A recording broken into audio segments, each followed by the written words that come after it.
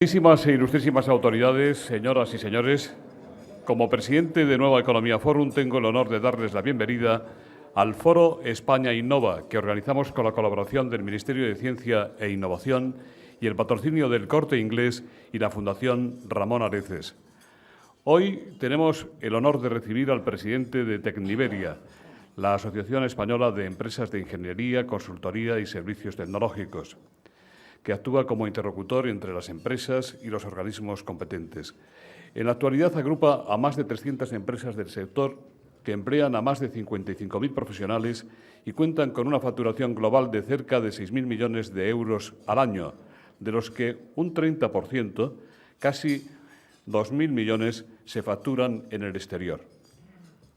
El impresionante currículum de José Luis resume no solo una excelente formación profesional de base, doctor ingeniero de caminos por la Universidad Politécnica de Madrid, licenciado en Derecho por la de Salamanca, máster en Desarrollo Sostenible por las Naciones Unidas, máster en Gestión de la Innovación Tecnológica por la Universidad Carlos III, MBA en Gestión Empresarial por la Universidad Libre de Bruselas, técnico urbanista y diplomado en Ordenación del Territorio y un largo etcétera. Pero la trayectoria profesional de González Valvé no desmerece ese perfil, más bien al contrario. Desde sus principios como ingeniero, consultor y analista de sistemas para empresas privadas de la construcción y de ingeniería, hasta su último destino como funcionario público europeo, director de la Oficina de Representación de la Comisión Europea en Madrid, con rango asimilado al de embajador. Merece la pena destacar su etapa como funcionario internacional al servicio de la Comisión Europea, en la que, entre otras responsabilidades, dirigió la planificación, el seguimiento y la evaluación en coordinación con el Gobierno español y los de las comunidades autónomas de todas las inversiones cofinanciadas por los fondos estructurales y el Fondo de Cohesión en España, el Plan de Autovías, el Plan de Transporte Ferroviario y la Alta Velocidad, el Plan de Aeropuertos, el de Puertos, Programa de Ayudas a Empresas e Innovación, Tecnología, I+D, Energía, Infraestructura de Educación y Formación y Medio Ambiente, por una cuantía aproximada de 1 billón de las antiguas pesetas cada año. No hace falta decir que tras esas ingentes inversiones europeas, seguidas muy de cerca por José Luis, a España se le cambió la piel y la cara y los ciudadanos aprendimos a valorar ser europeos.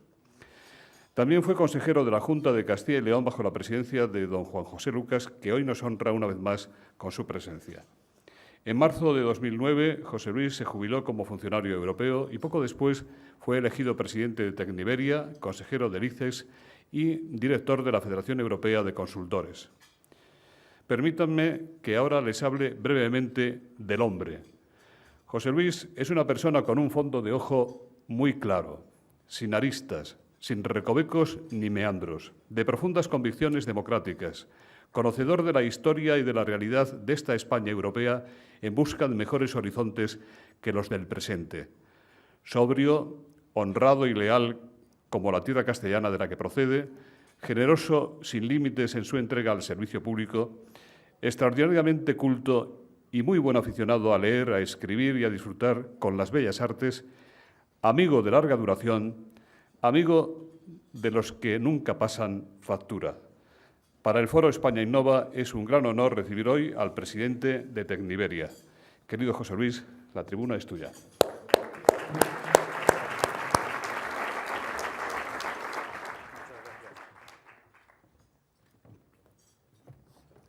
Muchas gracias, José Luis, por esa presentación. Yo creo que, bueno, tú ya tienes el futuro muy bien resuelto con este foro, pero haríamos muy buena pareja por ahí tú presentándome, yo intentando decir algo, porque la verdad es que ha quedado estupenda esa presentación. Bueno, muchísimas gracias a todos por estar aquí esta mañana. Yo he sido asistente a este foro durante mucho tiempo y la verdad es que yo también quiero felicitarte porque he aprendido mucho aquí. Creo sinceramente que en estos años han desfilado y siguen desfilando y desfilarán por esta tribuna personalidades que nos enseñan muchas cosas y que en eso que hoy todos echamos un poco de menos, como es el fortalecimiento de la sociedad civil, cuando acabamos estos desayunos todos nos vamos con noticias y con informaciones que generalmente no tenemos en otros lugares, incluso en lugares que habría que tener esa información per se, porque se supone que vivimos en un Estado que debe estar como más abierto hacia los ciudadanos. Gracias también a los sponsors de esta sesión, a la Fundación del Corte Inglés y al Ministerio de Ciencia e Innovación, y gracias por la presencia de las autoridades que me acompañan esta mañana. Yo me voy a permitir hablar de ingeniería, hablar de Tecniberia, y me vais a permitir que, como la ingeniería se desenvuelve en un mundo que está también marcado por una serie de condicionantes, pues haga algunas referencias a los condicionantes en los que se enmarca nuestra actividad. Como ha dicho bien el presentador, Tecniberia la constituyen 300 empresas, 55.000 empleados, un volumen de facturación del orden de 7.000 millones de euros. Tenemos presencia en 132 países, con más de 90 delegación permanente, con lo cual somos una especie de complemento del servicio exterior de este país. Y como este foro en el que estamos hoy se llama Innovación, yo siempre digo, y me lo vais a permitir que insista mucho en ello hoy, que para muchas empresas pequeñas que exportar es duro y difícil, exportar es innovar. Innovar es exportar. Es evidente que en empresas españolas, cuando este mercado nuestro se está estrechando tanto y han adquirido una forma, ahora veremos por qué, para trabajar en este mercado y tienen que salir fuera, el hecho de salir fuera es innovar. Yo ayer a estas horas estaba en un país, en Argelia, y me sorprendía todavía de que una niña ingeniero de Asturias estuviera haciendo unos aparcamientos en Argel, o que de 3 chicos se habían quedado con una planta de tratamiento de residuos sólidos en la ciudad de Argel.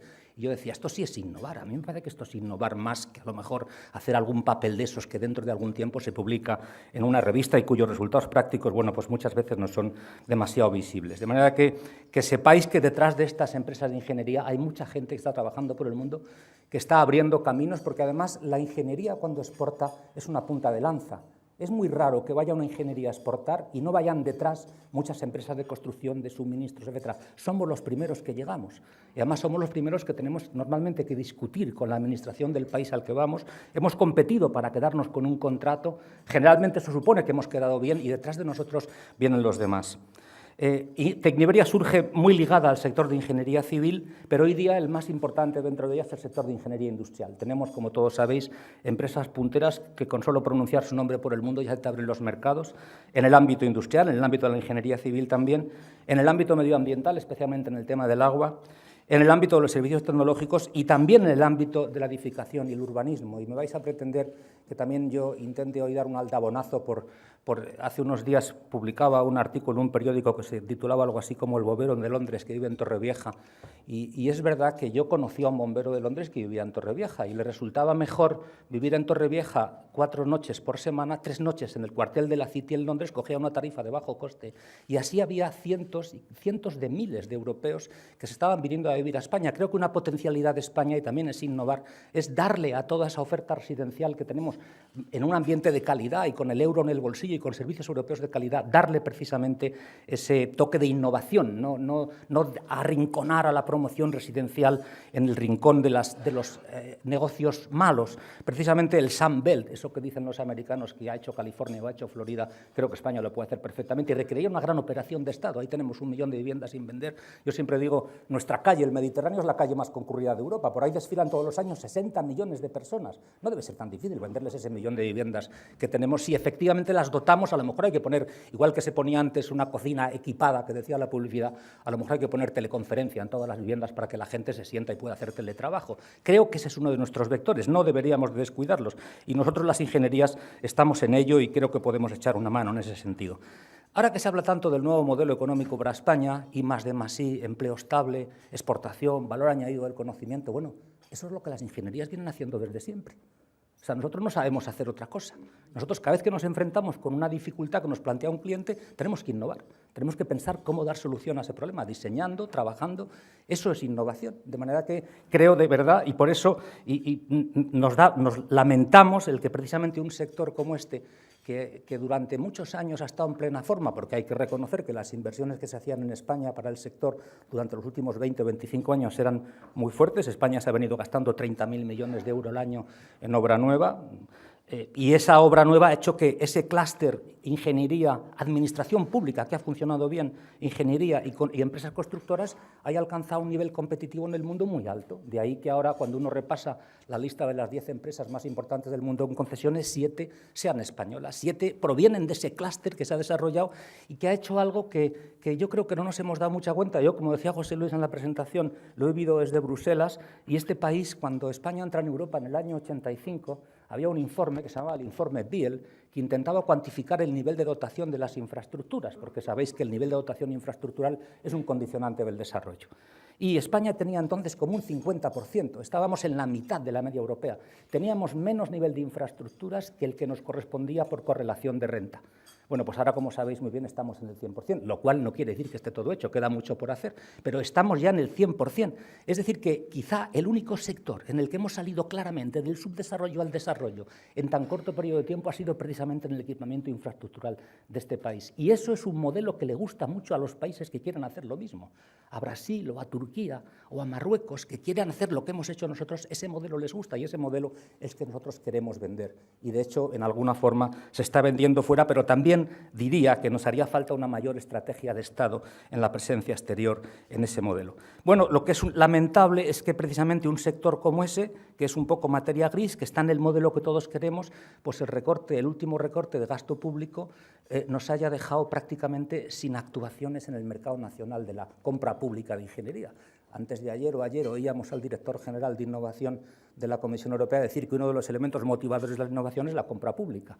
Bueno, pues nos hemos quedado prácticamente sin compra pública. Yo puedo entender las razones del recorte de gasto público, pero en ese reparto de gasto público entre grasa, músculo y nervio o materia gris, pues estamos gastando demasiado en grasa, estamos gastando poco en músculo y estamos gastando poquísimo en nervio y materia gris. Y el poco nervio y materia gris que teníamos, nosotros, perdonadme que me meta en esa zona, pues veníamos mostrando una buena forma y lo cierto es que el hecho de reducir el gasto público en ese sector está haciendo que tengamos que salir, porque además hay un dato que a mí me gusta dar, porque como estamos todo el día manejando porcentajes, y siento darlo, porque ojalá no tuviera que dar este dato, pero la Dirección General de Carreteras, que era uno de nuestros principales clientes, contrataba al año en ingeniería como unos 200 millones de euros, 250.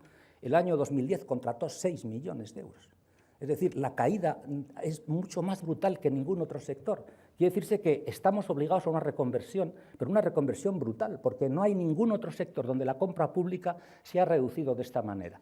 Y todavía apelamos a que efectivamente, y entendemos que las autoridades del Ministerio de Fomento en este caso comparten intelectualmente con nosotros la cuestión, pero lo cierto es que también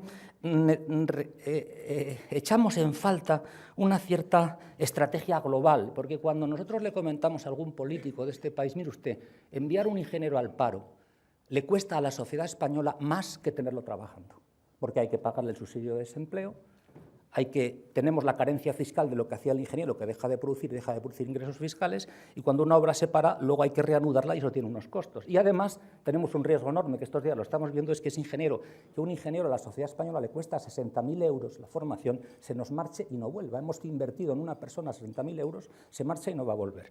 Cuando nosotros hacemos ese planteamiento a las autoridades públicas, lo comparten, pero no vemos que hay políticas de respuesta a esa preocupación que nosotros tenemos. De manera que, bueno, y también tenemos un pequeño inconveniente, pequeño, no tan pequeño, y es que tenemos una competencia pública que entendemos que en algunos casos no es excesivamente leal. Nos hemos dirigido a la Comisión Nacional de la Competencia y si no tenemos una respuesta digamos, clara sobre ese asunto, no tendremos más remedio que acudir a los ámbitos europeos para plantear lo que entendemos que es una competencia desleal en el ámbito de la ingeniería pública.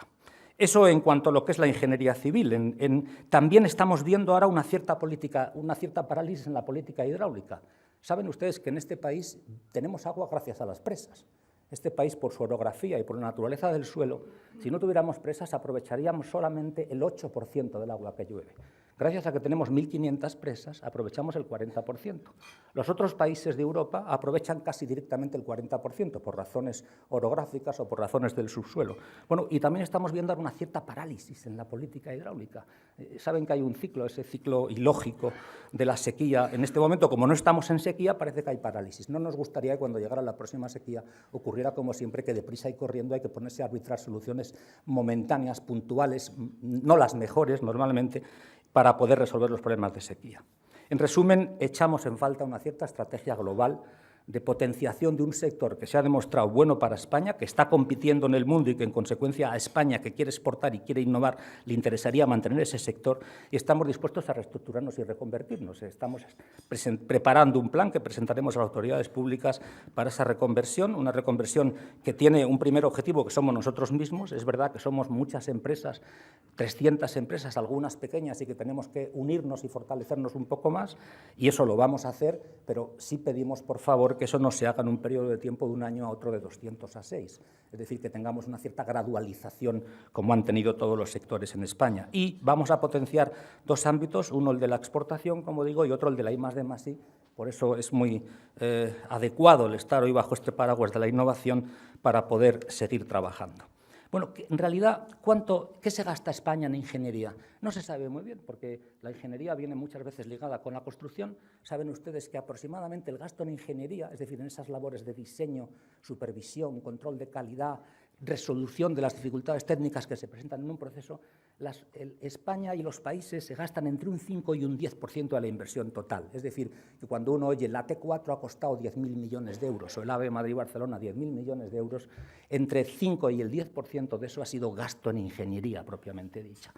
Cuanto más cerca se está del 5, menos gasto en ingeniería hay y más riesgos hay de que efectivamente la obra no quede bien. Cuanto más cerca se está del 10, como hacen los países maduros, mejor es la ingeniería y menos riesgos hay de que haya problemas en la construcción y sobre todo en la conservación, porque en este momento la conservación de lo que hemos hecho es una de las dificultades enormes que tenemos en España.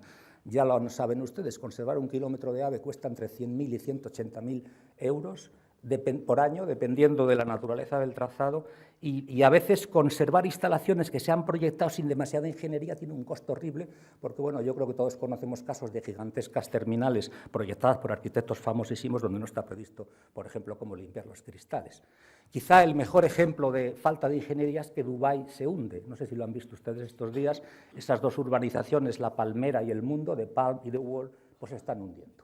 Y cuando uno intenta averiguar ¿y por qué se está hundiendo esto? Porque parecía que se está hundiendo precisamente porque no hubo suficiente ingeniería para la conservación de esas dos islas, y los que lo han descubierto han sido los americanos, que han visto que efectivamente eso se está hundiendo.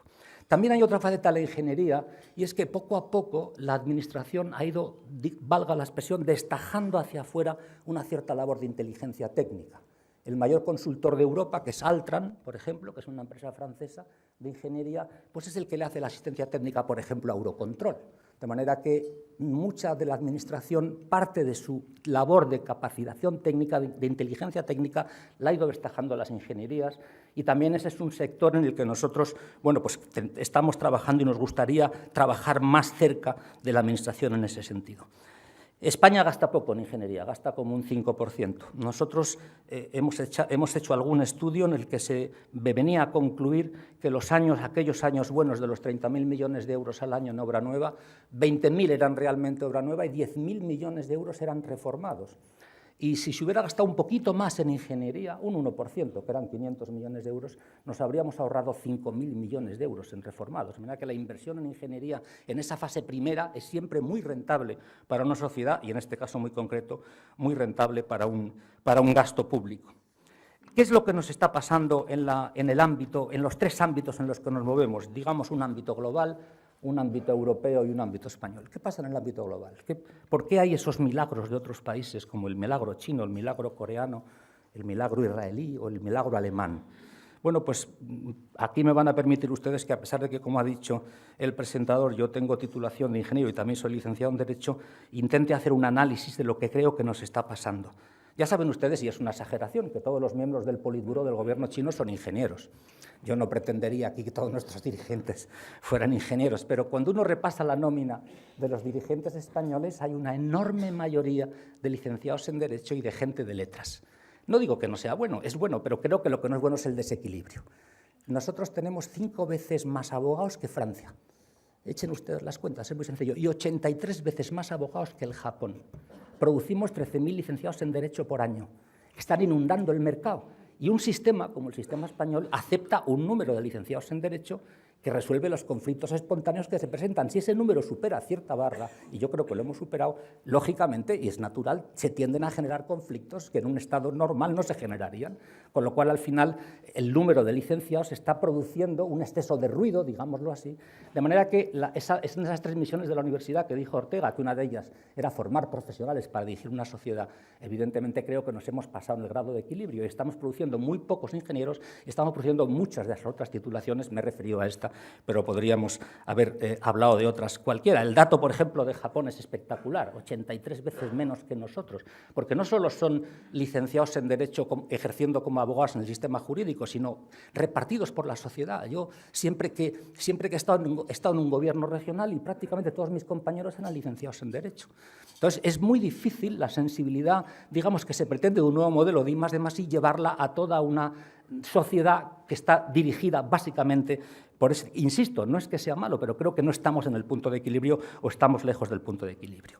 China, como decía, tiene muchísimos ingenieros. Alemania necesita 70.000 ingenieros. Estos días habrán ustedes visto en la prensa el debate de que se los quieren llevar. La formación del ingeniero en España es buena, la del ingeniero es una formación, digamos, cotizada en el mundo, de ahí que se los quieran llevar, si no, evidentemente, no se los podrían llevar. Y aquí aparece un elemento que luego diagnosticaría un poquito más, que es que, intentando analizar a España como sistema, el sistema educativo hay algo que no ha hecho, y el sistema educativo tenía que tener una cierta prospectiva, es decir, el sistema tenía que decir, vamos a ver, con el modelo que nosotros queremos para este país, ¿cuánto profesional de cada cosa más o menos nos hace falta? Pues más o menos produzcamos ese número de gente, porque claro, si estamos produciendo gente al tuntún, valga la expresión, sin ser coherente con el modelo que queremos, al final resulta que el modelo que deseamos no lo vamos a tener nunca, porque no tenemos profesionales que puedan gestionar ese modelo. Creo que es uno de los elementos que han fallado en el sistema educativo y, evidentemente, bueno, pues estamos a tiempo de corregirlo, aunque efectivamente la multiplicación de facultades de Derecho, por ejemplo, en los años 60 había 13, ahora creo que hay 50 facultades de Derecho, es decir, sigue incrementando. No insisto más en ese asunto porque, repito, el desequilibrio se produce también con otras profesiones y básicamente se produce por una carencia en la formación científica técnica. Antes de ayer nos decían que está bajando el número de matriculados en enseñanzas científicas en la Universidad Española y en enseñanza técnica, lo cual creo que es lamentable y tiene mucho que ver con la dieta mediática. La dieta mediática hoy día a esta sociedad nuestra la educa más que nada la dieta mediática y esa dieta mediática hace poco por la formación del ingeniero. Tengo que reconocer que las autoridades españolas, recuerdo que en una charla que tuvimos con el ministro de Industria nos dijo, a mí me gustaría tener una serie con un guión que fuera como esas de hospital para que a la gente le gustara ser ingeniero, le gustara ser científico. Es verdad, porque realmente la dieta mediática no anima nada a los jóvenes a ser ingenieros ni a ser científicos, les anima a otra serie de tareas que luego evidentemente producen el modelo que producen en cuanto al resultado de la sociedad. Otro elemento que se está produciendo en el ámbito global y que me gustaría comentar es la cooperación al desarrollo. La cooperación al desarrollo, por razones políticas, ha alcanzado una importancia económica extremísima. Europa se gasta cerca de 50.000 millones de euros al año en cooperación al desarrollo. España se gasta ya más en cooperación al desarrollo que en ingeniería, bastante más. Se gasta entre 3 y 4.000 millones de euros al año. Ya saben ustedes la butada, se suele decir que la cooperación al desarrollo es dinero de los pobres de los países ricos para los ricos de los países pobres. El hecho cierto es que no ha funcionado. Todos sabemos que no ha funcionado. La cooperación al desarrollo es un pequeño desastre o un gran desastre, según se mire. No ha funcionado. No se ha conseguido prácticamente nada.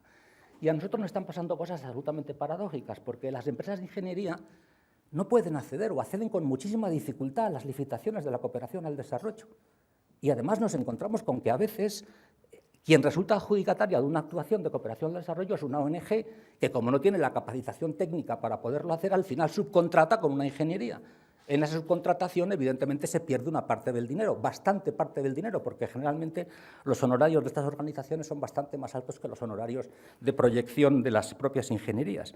Pediríamos, por favor, que para hacer mejor la cooperación al desarrollo nos dejaran acceder al enorme mercado de la cooperación al desarrollo, porque además muchas veces ocurre que esa ONG que adjudica un grifo en el Sáhara resulta que al final se lo hace una consultora o una ingeniería que no es española. Digo lo del grifo en el Sáhara porque yo recuerdo mucho una anécdota cuando una niña de estas que vienen los veranos de aquí, que viven en esos campamentos del sur de Argelia, le entrevistaban al marcharse, le preguntó un reportero de televisión, ¿tú qué te llevarías al Sáhara? Y la niña dijo, yo me llevaría un grifo. evidentemente. Ella había descubierto lo que es la maravilla del grifo aquí y le gustaría traer un grifo en Tinduf en su campamento. Bueno, nosotros sabemos poner grifos. No todas las ONG saben poner grifos. Entonces, sí nos gustaría poder participar en esa puesta de grifos por el mundo. ¿Qué es lo que está ocurriendo también en el ámbito global, como os decía? Pues que estamos viendo que en ese reparto geoestratégico algunos países y algunas ciudades están saliendo ganadoras y otras no tanto.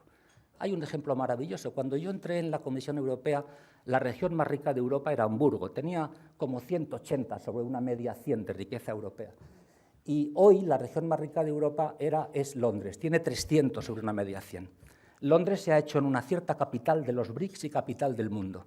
Toda la gente de esos países emergentes tiene su abogado, su cuenta, su colegio, su médico, hasta su apartamento en Londres.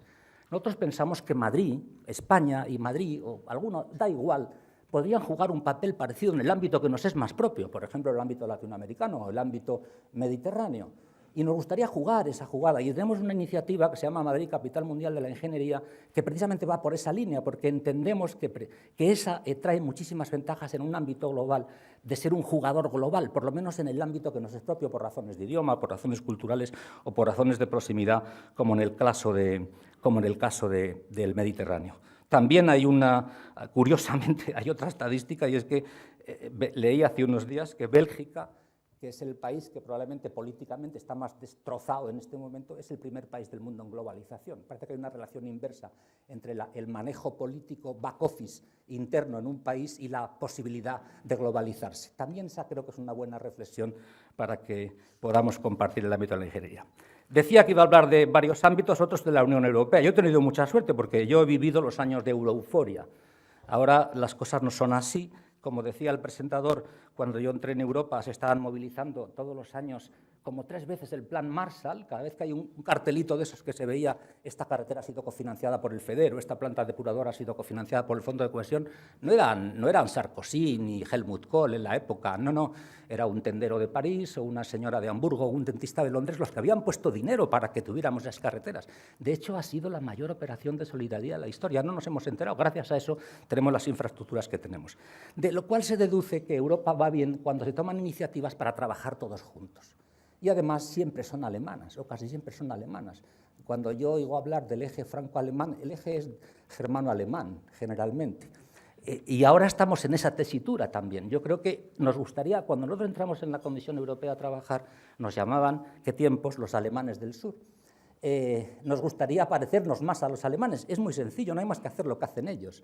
Lo que ocurre es que aquí, y luego comentaré un poco más eso, pues hay una cierta liturgia o unos tabúes o unos dogmas donde a uno a veces parece que aterrizara en otro planeta, porque realmente cosas que ya se han probado en otro sitio, palabras maravillosas. La palabra temporalidad en España es mala y por ahí es muy buena. Yo he hecho 13 mudanzas y la temporalidad, me parece, los expertos en recursos humanos dicen que hay que cambiar cada 4 años de trabajo y cada 12 de sector. Bueno, pues aquí la palabra temporalidad es horrible y por ahí es maravillosa. Alguien que ha cambiado mucho de trabajo es alguien muy competitivo en el mundo del trabajo y que se ha demostrado eficaz en los sitios que ha estado. La palabra libertad en otros ámbitos es maravillosa. Aquí en el ámbito de las relaciones laborales es una palabra maldita. No lo acabamos de entender, y no acabamos de entender cómo se sigue en esa liturgia, que no es más que una liturgia, que en otros sitios ha dado resultado. Si queremos imitar a Alemania, la solución es muy sencilla, no tenemos más que hacer lo que están haciendo más o menos ellos, que lo sabemos hacer y lo podemos hacer. De hecho, en algunos sectores, en algunos ámbitos de este país, se está haciendo.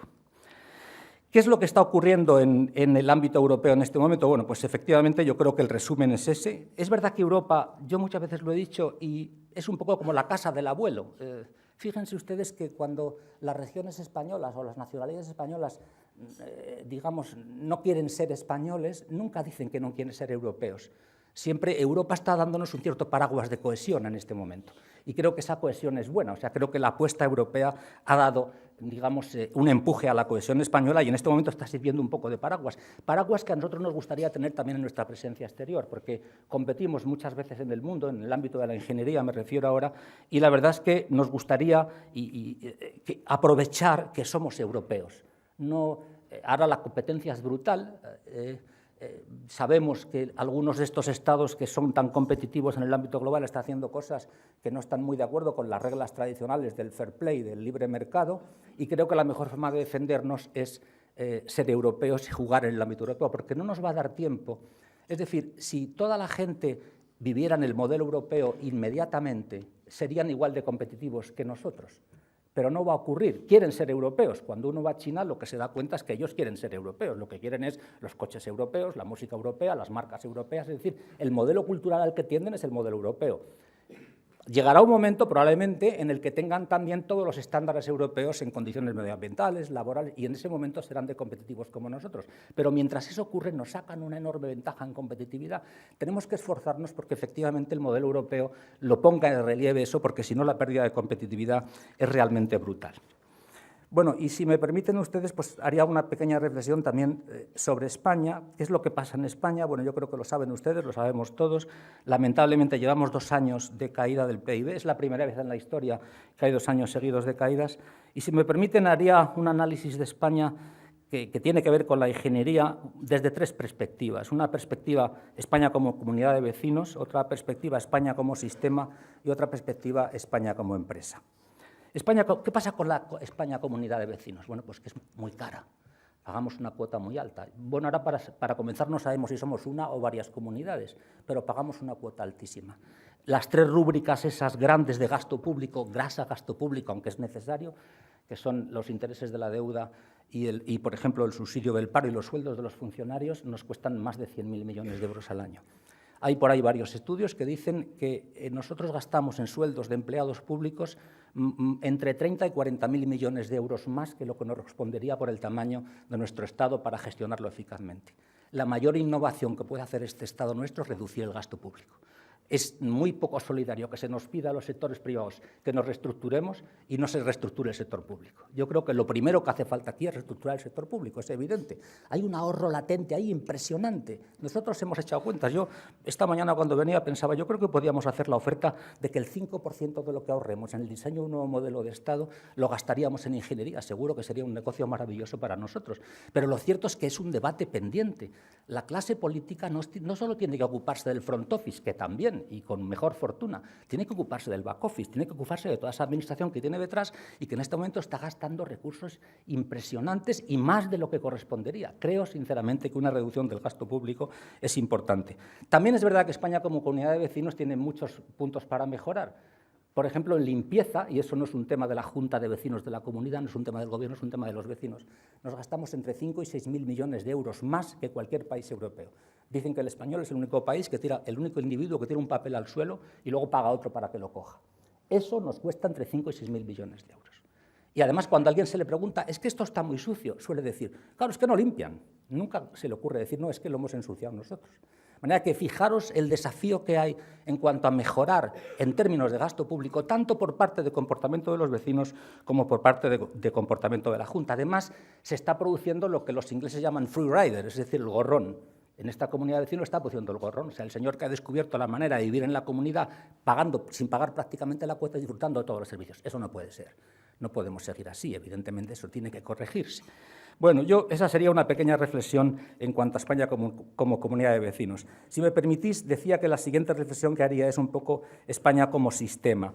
Entonces, ¿qué es lo que le pasa a España como sistema? Bueno, pues que hay sistemas eficaces y sistemas ineficaces. Y hay una enorme manía perversa de valorar la actuación pública en un sistema por el dinero que se inyecta a ese sistema. Yo cada vez que oigo, nos estamos gastando más en educación. Sinceramente, si el sistema educativo es un sistema ineficaz, cuanto más dinero le echemos, peor. Yo creo que antes hay que arreglarlo. Es evidente, porque los resultados que da ya sabemos cuáles son. No tenemos ninguna universidad entre las primeras 500 del mundo, etcétera, etcétera. Hasta el informe PISA ahí, arreglemos el sistema. No sigamos con esa liturgia de decir, es que estamos inyectando mucho dinero y por tanto ya nos hemos situado en la media europea. No. Cuando yo hablaba del sistema de gestión de obra pública, se decía que tú inyectabas €1 en el sistema de gestión de obra pública y caían en la carretera 90 y muchos céntimos. Eso sí era eficacia. Tú inyectas €1 en el sistema español de educación o en el sistema español de I+D+I y al final no sabes cuánto cae en la educación o cuánto cae en la innovación. Arreglemos el sistema, sinceramente. Creo que esa también es una tarea que ingenierilmente podemos echar una mano porque está consumiendo muchísimos recursos y además no está produciendo el resultado final que nos ayudaría a ser más competitivos y creo que incluso ser más felices como ciudadanos, porque lo haríamos un poquito mejor. Otro sistema absolutamente ineficaz es la organización territorial del Estado. Yo creo que fui uno de los primeros que lo dije. Yo he trabajado en una diputación, pero evidentemente hay una serie de estructuras en este momento administrativas que no tienen ningún sentido. Las diputaciones son un ejemplo maravilloso, porque fíjense ustedes, en las regiones uniprovinciales, Madrid, La Rioja, Navarra, Murcia, no hay diputación y no pasa nada. Al revés, si se fija uno, los rendimientos económicos de esas regiones son generalmente mejores que en las regiones pluriprovinciales. No digo que desaparezcan las funciones que hacen las diputaciones, que hacen buenas funciones, sino que desaparezca la superestructura política, que además es de segunda derivada de esas diputaciones, que cuesta muchísimo dinero. Bueno, eso sí que sería un buen gesto de innovación por parte de los políticos, eso sí que sería innovar, diseñemos un nuevo modelo innovando, reduciendo nuestro gasto público, modernizando nuestra organización territorial del Estado. En el ámbito energético, nos hemos pasado todo el verano discutiendo sobre la energía fotovoltaica, que es una buena energía, pero fíjense ustedes, ¿saben dónde gasta más España en energía? Muchísimo más, en transporte, gasta el 40%. El 40% de la energía que gastamos lo gastamos en transporte. No he oído ningún discurso ni he oído ningún debate sobre cómo reducir el gasto energético en transporte. Transportamos, como saben muy bien, por ferrocarril menos de la mitad que la media europea. Cada punto que consiguiéramos traspasar del tráfico de mercancías por carretera al ferrocarril sería mucho más ahorro energético y de contaminación que el ahorro que producen las renovables. Pues de eso no se habla casi nada. Un camión circula de París a Lisboa y el único lugar por el que circula gratis es por Castilla. Todos los demás sitios tiene su peaje o tiene su euroviñeta. Yo creo, sinceramente, que en el ámbito energético tenemos también que hacer un esfuerzo, porque en este momento, hay que decirlo con tristeza, lo que no hay es política energética. Es decir, fíjense ustedes además que la potencia intelectual de los organismos reguladores, esto tiene que ver también con la reflexión que hacía sobre el Estado más controlado por gente reguladora que por creadores. La potencia intelectual de organismos reguladores, Comisión Nacional de Energía, es mucho más fuerte que la potencia intelectual de los organismos creadores. Ministerio de Industria, Dirección General correspondiente para formular políticas energéticas. Estamos mucho más preocupados por regular que por crear. Como si hubiéramos llegado a un estado en el que dijéramos, no, ya lo hemos hecho todo, ahora simplemente se trata de regular un poco mejor lo que tenemos. No, tenemos que seguir creando. Tenemos que crear buen transporte de mercancías por ferrocarril, porque además España mueve las mercancías el doble que la media europea. Tenemos un trajín enorme con las mercancías. No ha habido ningún tipo de ordenación del territorio. Hay una cerveza que se produce en Lérida, se vende en Huelva y viceversa. Ahí hay un ámbito de ahorro impresionante también en lo que es la mejora. Y también ahí las ingenierías podríamos tener un poquito más de tajo en ese sentido. Ha habido también algunas maniobras en el ámbito energético que evidentemente ahora se está viendo que no han sido buenas. Se produjo el parón nuclear, nos fuimos al gas y es triste decirlo porque el parón nuclear se produjo porque había un tabú litúrgico que ya científicamente ha desaparecido de que la energía nuclear era peligrosa y nos fuimos al vector gas. El vector gas ha producido miles de víctimas mortales en este país. Desde entonces aquí la energía nuclear no ha producido ni una sola. Y resulta que ahora estamos en manos del vector gas, que no producimos gas, que geoestratégicamente es muy poco fiable y que además es muy caro. Y hemos renunciado a una energía en la que éramos los quintos del mundo y en la que además ahora, en estas fechas en las que estamos, se está jubilando la generación que sabía de eso. Con lo cual, encima estamos perdiendo el know-how en ese sentido. Yo creo que ahí también una reflexión importante de esa discontinuidad, esos bandazos políticos en políticas básicas. También tendríamos, en Europa hay una cosa que se aprende muy bien, que son lo que se llaman las mejores prácticas. Yo creo que teníamos que aprender de las mejores prácticas francesas o alemanas en no dar bandazos en las políticas básicas. Y esta, por ejemplo, es una. Y otro sistema que no funciona, y lo estamos padeciendo, es el sistema financiero. Con lo que cuesta rescatar una caja de ahorros mal gestionada, y lo menos que se puede decir es mal gestionada, se redimiría todo el sector de la ingeniería de España. Y nosotros seguimos viendo que no tenemos créditos y que cajas de ahorros mal gestionadas, pero claramente lo menos que se puede decir es mal gestionadas, se rescatan. Bueno, y las empresas bien gestionadas que se hunden porque el mercado no les da trabajo, ¿qué pasa? No se rescatan. ¿Por qué se rescata una caja de ahorros mal gestionada y no se rescata una empresa bien gestionada? En fin, la verdad es que son muchas dudas en ese sentido que permitirme que hoy, por lo menos aquí, yo las pongo un poco en vuestro conocimiento y voy a ir terminando. ¿Sabéis que hay una reflexión ahora que habla de océanos azules y océanos rojos? Océanos azules es los lugares donde uno puede ir porque uno puede competir y puede crear nuevas actividades de negocio, y los océanos rojos ya están ocupados, más vale no tocarlos, porque realmente el océano rojo está ya muy tocado. ¿Qué océanos azules tiene la ingeniería y qué océanos azules tiene España? Yo los he ido desgranando. Un océano azul evidente es vender el modelo de desarrollo infraestructural español al resto del mundo. Y ahí también nos gustaría que las autoridades públicas contaran con nosotros, que no se vendiera ese modelo, digamos, solamente vía las ingenierías públicas, también que se contara con otros. Lo están haciendo, pero creo que hace falta un esfuerzo un poco mayor. Otro océano azul es África. Hemos llegado tarde a Asia, a América quizá llegamos demasiado pronto. África se va a desarrollar, África está ahí. Yo soy muy defensor de hacer el túnel bajo el estrecho de Gibraltar, es una obra que costaría como 40 o 50.000 millones de euros. Creo que resolvería muchísimos problemas y nos situaría a España en una posición muy buena respecto de África.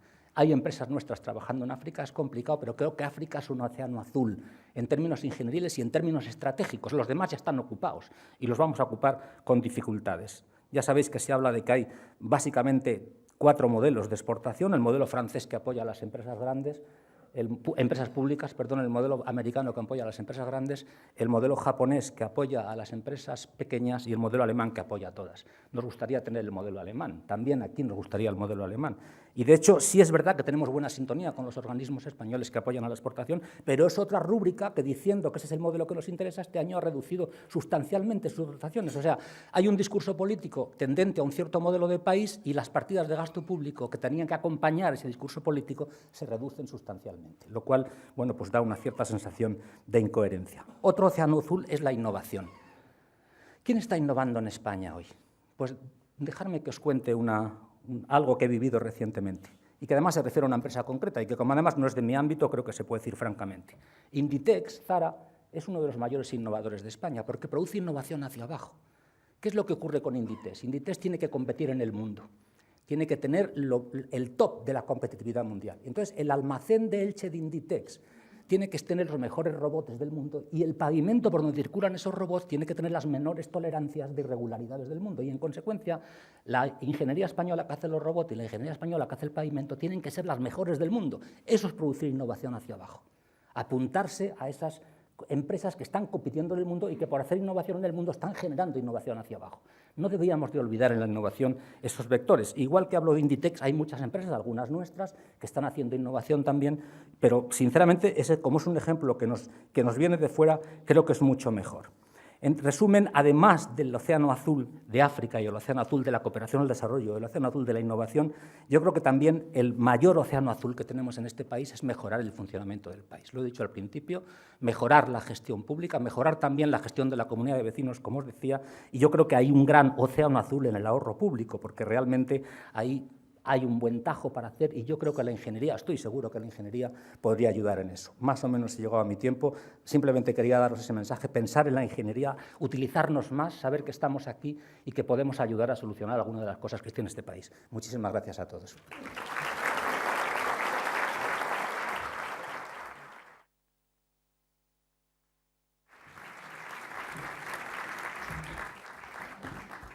A partir de esta mañana, todos vamos a tener el deseo de tener al menos un hijo ingeniero.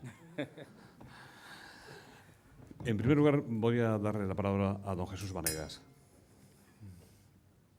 Si las chicas están donde tienen que estar, cosa que no siempre ocurre. Buenos días. Gracias, José Luis. Enhorabuena, querido amigo José Luis, por la riqueza, rigor, amenidad y pasión que has puesto en tu intervención, que comparto verticalmente, como tú decías, lo de Inditex, ¿no? Ampliando un poco lo que has dicho, y como compañeros del ICES, España gasta en cooperación entre 20 y 30 veces que en promocionar la exportación y la internacionalización de las empresas españolas. Disparate total y absoluto. España necesita, para salir de la crisis, inexorablemente hacer dos cosas: innovar y exportar. Y si no innovamos y no exportamos, no habrá manera de salir de la crisis, porque el modelo de crecimiento del que venimos no es reproducible en el futuro. Tu sector y el mío representan la quinta esencia de la innovación y la exportación. Y yo me pregunto y te pregunto cómo, teniendo, digamos, que la razón de nuestra parte, y no porque defendamos nuestros intereses, que es legítimo, sino porque defendemos los intereses de la patria, se nos hace tan poco caso, ¿no? Entonces, en fin, más que una pregunta, es una reflexión que tendríamos que hacer entre nosotros y más gentes que comparten esta preocupación de ver cómo nos organizamos para ser más eficaces como lobby, porque somos muy ingenieros, muy innovadores, aportamos mucho, pero somos pésimos lobistas. En ese sentido, yo creo que tendríamos que hacer también una autocrítica, mientras que las ONGs son unos maravillosos lobistas, porque en una época de crisis como esta, España sigue regalando dinero al mundo sin ningún control, mientras que los que de verdad hacen patria, pues andamos con muchas más dificultades para el día a día, ¿no? Sí, Jesús, muchas gracias. Yo creo que además de lobby, lo que hace falta es pedagogía, o sea, mucha pedagogía. Y a mí la satisfacción que tengo esta mañana es de haber contribuido en alguna medida a esa pedagogía, ¿no? Y también creo que hay un elemento básico que es, recordando a Ortega aquello que decía que la misión de la universidad es formar profesionales para el gobierno de la sociedad o para dirigir la sociedad, pues ha habido, digamos, un desequilibrio enorme hacia determinados sectores en la formación, eso es evidente, está ahí, no hay más que ver las estadísticas, que de alguna manera han orientado a todo el país esa distinción que yo hacía entre creadores y reguladores, como si aquí ya hubiéramos hecho todo y ahora se tratara simplemente de discutir el precio del kilovatio, no de hacer más kilovatios, como si aquí ya hubiéramos hecho todas las carreteras y ahora se tratara simplemente de discutir la tarifa de peaje, no, hay que hacer más carreteras o más ferrocarriles, ¿no? Yo creo que es pedagogía lo que nos hace falta. Pedagogía, el ciudadano no compra ingeniería, el ciudadano compra salud, compra educación, compra ocio, compra alimentos, compra coches. El coche es un buen ejemplo. Los fabricantes de coches nos han dado una lección maravillosa porque el automóvil hoy día lleva incorporado una tecnología tremenda que ha servido para que hoy día en un coche normal el valor de la tecnología no motora o no tradicional del coche, pues el GPS, la música, el cuero, el aire acondicionado, tengan más valor que lo que son los elementos esenciales del automóvil. Quizá nosotros también tengamos que preguntarnos qué podemos ofrecer a la sociedad como ingeniería que haga que la sociedad valore más la ingeniería. Y lo que ocurre es que para hacer eso hay que acceder a determinados niveles de la sociedad en la que no estamos. No estamos porque el ámbito dirigente está ocupado por otra serie de personas y otra serie de sensibilidades y de formaciones, que, insisto, no digo que sean malas, pero hay un enorme desequilibrio. Alicia Clavero le pregunta quiénes y cómo ejercen competencia ilegal con las ingenierías privadas. Usted ha dicho que si la Comisión Nacional de la Competencia sigue sin atender sus quejas, ustedes pedirán amparo a las instituciones europeas. ¿Tan enfadados están ustedes?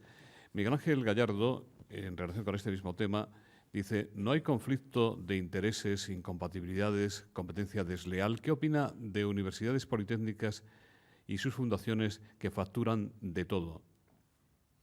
Bueno, no se trata de que estemos enfadados. Lo que pasa es que yo creo que en este mismo foro, en el salón de al lado, el ministro de Fomento dijo un día que los proyectos que encargaba a sus empresas públicas le costaban un 20% más que los que compraba en el sector privado. Eso en Bruselas se llama ayuda pública encubierta. Entonces, evidentemente, lo que no tiene ningún sentido es que se esté gastando el sector público más dinero en los proyectos con las empresas públicas y que encima nos estén fastidiando a nosotros. En consecuencia, hemos dirigido una queja a la Comisión Nacional de la Competencia y que también hay que decir que lleva año y medio sin contestarnos y, desde luego, yo creo que antes de que acabe el primer trimestre, si no hemos recibido, que creo que no la recibiremos contestación, nos dirigiremos a las instituciones europeas para poner en su conocimiento esta circunstancia, porque ayer nos decía el periódico también que se promueve una sociedad pública en México entre otros dos organismos públicos para conseguir mercado mexicano. Sinceramente entendemos que eso no está bien y que hay que dar entrada a la ingeniería privada y lo vamos a poner en conocimiento a autoridades europeas. Don Miguel Ángel Canalejo, con micrófono, por favor, presidente de la Asociación Española de Operadores de Telecomunicaciones. Yo creo que has expuesto tal cantidad de problemas que uno se pregunta si vamos a tener el tiempo suficiente y la voluntad política y la capacidad de liderazgo para afrontarlos todos en un plazo razonable, ¿no? Si tuvieras que poner un orden de prioridad y elegir y dar más importancia a algunos aspectos sobre otros, ¿cuál sería ese orden? ¿Cuál sería tu programa? Yo creo que tendría muchas dudas entre el corto y el largo plazo. En el largo plazo yo me dedicaría a la educación. Creo que no podemos seguir con un sistema educativo como el que tenemos, es evidente. Un alumno español pasa 14 años en el sistema y sale al mundo sin las dos cosas que el sistema más le pide, que es el inglés y la informática. Y cuando le dices a un rector esto, los rectores te miran con una cara como diciendo, pero nosotros no tenemos que enseñar inglés ni informática. Oiga, si eso es lo que se le pide hoy en la formación a la gente.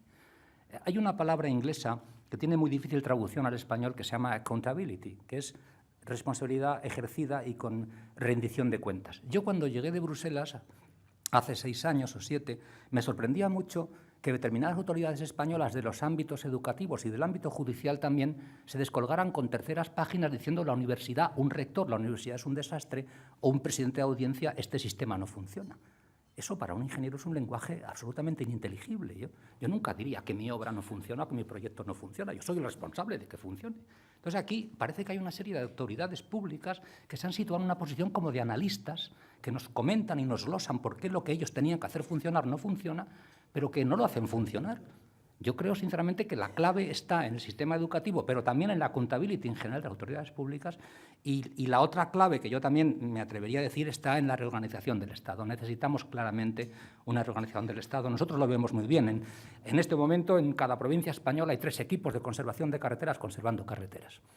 Salen a las 8 de la mañana 3 camiones con 3 personas, a lo mejor, van a arreglar un bache en una carretera de la Diputación, otro en una carretera de la Comunidad Autónoma y otro en una carretera del Estado y se vuelven a las 2:30 o a las 3 para casa. Cuesta arreglar el bache el triple que lo que costaría si hubiera un solo equipo de mantenimiento. Y de esas hay muchísimas. Entonces yo creo que educación en el largo plazo y reorganización del Estado para abaratar, para reducir el gasto público. Tenemos un gasto público disparatado y además no se nos puede pedir a los sectores privados que reduzcamos y que nos reestructuremos cuando el sector público sigue contratando gente y sigue sin reestructurarse. Vamos a hacer una excursión por Europa. José Manuel González Huesa, director general de Servimedia, dice: quería aprovechar su amplia experiencia comunitaria para preguntarle si España puede pasar a ser contribuyente neto de la Unión Europea o todavía va a seguir recibiendo fondos europeos por la caída de actividad de algunas comunidades autónomas y por el elevado incremento del paro. Carolina Gutiérrez le pregunta si no cree usted que la última y gran ampliación de la Unión Europea ha sido inoportuna y, lejos de acelerar la construcción europea, está sirviendo para diluirla. Respecto de la primera cuestión, todo apuntaba a lo contrario, es decir, todo apuntaba a que nosotros, cuando yo entré en la Comisión Europea en el año 86, había lo que entonces se llamaba 12 regiones objetivo 1, que eran regiones españolas que tenían un nivel de renta inferior al 75% de la media comunitaria. Entre ellas, por ejemplo, estaba nuestra tierra, estaba Castilla y León. Castilla y León superó el 100% de la media comunitaria en el año 2007. Castilla-La Mancha, por ejemplo, estaba también por debajo del 75 y en el año 2007 estaba en el 83. Es decir, sigue habiendo por ahí una serie de regiones, que son básicamente 4, que va a ser muy difícil que salgan del nivel ese inferior de riqueza que las computaría como regiones objetivo 1. Entonces, ahora se llama regiones convergencia. ¿Qué es lo que puede pasar? Pues no lo sé, porque claro, si seguimos cayendo, como hemos hecho estos 2 años en PIB, va a ser difícil que efectivamente las regiones que tenían que salir de ese nivel de convergencia o de objetivo 1 salgan y a lo mejor España, lamentablemente, no pasa a ser contribuyente neto, sigue siendo beneficiario neto. Yo espero que no, yo espero que, en fin, que España, porque creo que es lo bueno, España sea contribuyente neto en ese sentido. Y respecto de la ampliación, yo tengo otra lectura de eso, es decir, si uno repasa el proceso histórico, cuando yo creo que Europa ha ganado la Guerra Fría, clarísimamente. Cuando termina la Segunda Guerra Mundial, Europa tenía 2,8 millones de kilómetros cuadrados y 200 millones de habitantes. Ahora Europa tiene 4,5 millones de kilómetros cuadrados y 500 millones de habitantes. Eso se llama ganar una guerra, en términos de Guerra Fría. Y los otros bloques han reducido claramente su presencia, eso es evidente. Y hay 100 millones de personas que vivían en la no libertad y en la no democracia y que ahora viven en la libertad y en la democracia. Fijaros lo difícil que está siendo llevar la libertad y la democracia al norte de África. Y nosotros lo hicimos sin despeinarnos, con 100 millones de personas.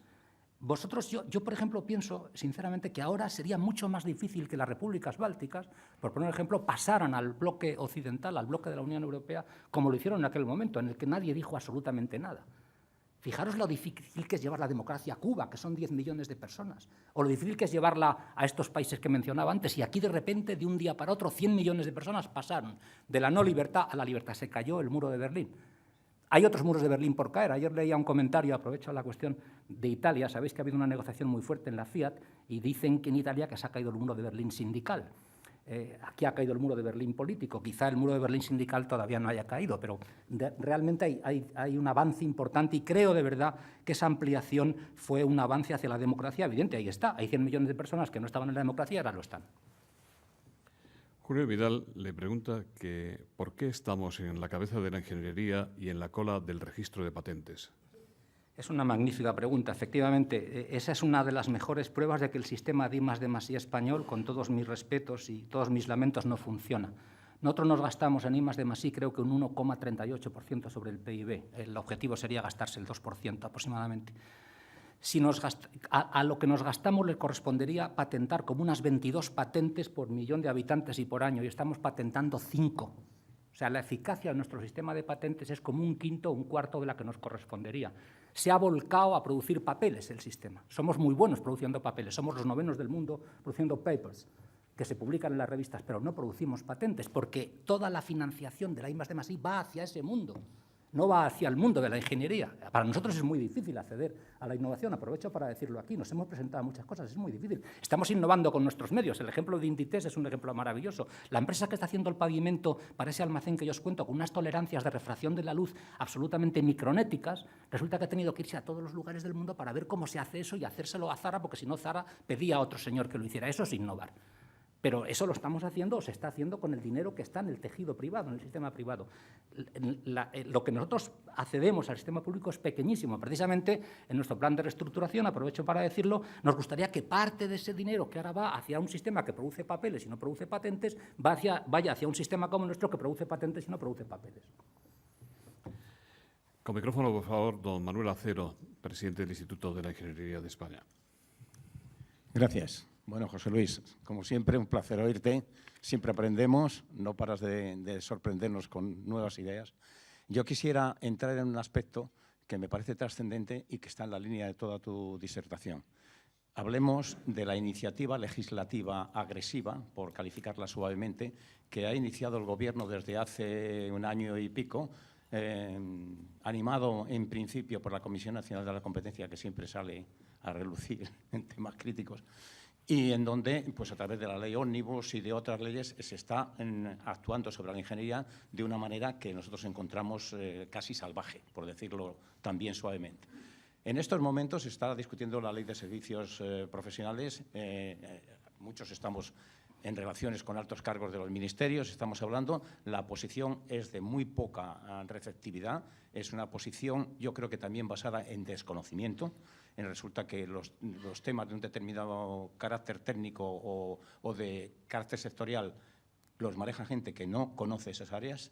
Entonces, en estos momentos se está diciendo, y aparecen los papeles y circulan papeles de los diversos ministerios, que un ingeniero en el futuro podrá hacer cualquier cosa de otro ingeniero. Es decir, que un ingeniero de caminos podrá hacer un plan de extensión agraria y que un ingeniero agrónomo podrá hacer un puente. Y en ese dislate estamos involucrados. Y yo quisiera oír tu opinión sobre eso y, sobre todo, sobre lo que a mí me viene al final como un resultado de todo este proceso, y es que este país en este momento está manejado casi exclusivamente desde el ámbito político y que las instituciones no tienen presencia ni participación y que un país en esas circunstancias está en un serio problema. Me gustaría oír tu opinión sobre ello. Ángel Arias, consultor internacional, también quería saber sobre este tema. Dice, ¿qué opina de la Ley de Ordenación de los Servicios Profesionales que pretende suprimir la colegiación y el visado, asumiendo además que los ingenieros valen para todo? Bueno, pues evidentemente mi opinión es muy negativa sobre eso, como bien sabes, y lo que pasa es que, como decía Alba Galejo, uno no puede ocuparse de todo, ¿no? Y son tantos los frentes abiertos que realmente ese frente es vuestro y yo sé que lo estáis haciendo muy bien, creo que tenéis toda la razón y estamos dispuestos a apoyar y estamos apoyando, como bien sabes. Creo que hay muchos errores en el planteamiento, uno es el que has mencionado y desde luego el que todo ingeniero vale para todo es un error tremendo, porque precisamente una de las razones por las que los ingenieros españoles son bastante cotizados en el mundo es justamente por la contraria, porque aquí ingenieros con una gran formación generalista se especializan en sectores, pero mantienen una gran formación generalista y una especialización en un sector, lo cual les da una visión muy buena. Evidentemente creo que romper ese esquema sería terrible, ¿no? Y luego es verdad, y es un tema que me agrada que me recuerdes, creo que, como no sé si es una consecuencia de otra reflexión que yo he mantenido, pero creo que no, hemos vivido probablemente en los procesos evolutivos de las sociedades, somos una democracia muy reciente. Yo con eso a veces me consuelo, porque los países más maduros probablemente ya han pasado por estas fases de desiderata política. Yo creo que debíamos de ir terminando ya con la desiderata política, porque los políticos planifican infraestructuras, inauguran puentes, etcétera, etcétera. Entonces, y ahora estamos empezando a padecer algunas consecuencias de eso.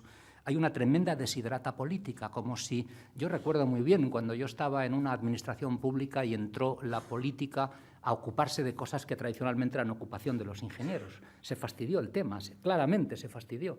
Yo creo que ha habido en paralelo una desiderata política y una ocupación funcional de ámbitos que estaban reservados a personas que tenían conocimiento y tenían acreditada el valor de la función pública, lo que algunos llaman, con un lenguaje más banal, la demolición de la función pública. Creo que se han producido las dos cosas simultáneamente, y no hacemos más que ver los resultados. Es decir, han entrado en muchas administraciones a niveles de gabinetes o a niveles de alto nivel político gentes que empiezan, donde estaba un interventor, ahora hay un asesor financiero de no sé quién, donde estaba un ingeniero director, ahora hay un asesor de planificación, etcétera, etcétera. Entonces, el poder político ha empezado a ocupar facetas y la sociedad lo está padeciendo. La sociedad debe de saberlo, funcionaba y funciona mejor de la otra manera y mucho más barato, ¿no? Entonces, creo que esto también es una reflexión añadida a la que tú hacías. Alejandro Forcades dice, ¿existe duplicidad, dispersión, exceso y falta de coordinación en las políticas de innovación del Gobierno de España? Y Gregorio Márquez dice, le pide la opinión de por qué el transporte de mercancías carece de innovación. Y da un ejemplo, el concepto ferroviario se parece al de las vías romanas, personas y mercancías por la misma infraestructura. Bueno, yo no me atrevería, digamos, yo hago una reflexión muy simple respecto a la innovación. Yo creo que se está inyectando dinero a un sistema que no está produciendo resultados, es evidente. El dato de las patentes y los papeles es muy revelador. Repito, somos los 9º del mundo produciendo papeles y los 40 y tantos produciendo patentes. Evidentemente eso que es algo que también en la reflexión de España como empresa creo que es importante decir algo, y es que en cualquier empresa, y los empresarios lo saben muy bien, la dirección y la evaluación continua de las políticas que se aplican y la corrección, lo que se llama el método científico, es decir, prueba y error, es constante y continua. No espera 4 años a que se cambie una política, ¿no? Porque en 4 años se puede destrozar una empresa y se puede destrozar un país, ¿no? Entonces, en resumen, yo creo que convendría hacer una evaluación constante de la inyección de fondos que está yendo hacia los sistemas de innovación y empezar a retirar fondos de un sistema que se ha demostrado absolutamente ineficaz y que además se está utilizando, como pasa con tantas cosas, no precisamente para innovación, sino para otros menesteres. Evidentemente hay instituciones maravillosas que están innovando dentro de ese sistema, pero en general, el dinero, la inyección de dinero público que va a la innovación produce resultados muy magros en términos de patentes. Y habría que intentar, bueno, vamos a empezar a inyectar un poquito de dinero en este otro sistema, por ejemplo, las ingenierías, a ver qué es lo que ocurre. No digo que se cambie todo, pero probemos método científico. Eduardo Carrascal dice, se habla de que los estudios del ingeniero en España son muy pesados, obstructivos y teóricos, mucho más que en otros países. Por ejemplo, Alemania, con muchos estudiantes, creo que dice en España, que abandonan la carrera. ¿No habría que revisar estas cuestiones? Bueno, yo creo que precisamente la aparición de la ingeniería técnica fue por eso. Fue precisamente por eso. Lo que ocurre es que en este país, como la liturgia de la jerarquía es algo que prima mucho más que la funcionalidad, pues la palabra aparejador era una palabra maravillosa y de repente pasó a denominarse arquitecto técnico, ¿no? Me recuerdo aquel chiste, a los curas los van a llamar obispos técnicos en aquella época.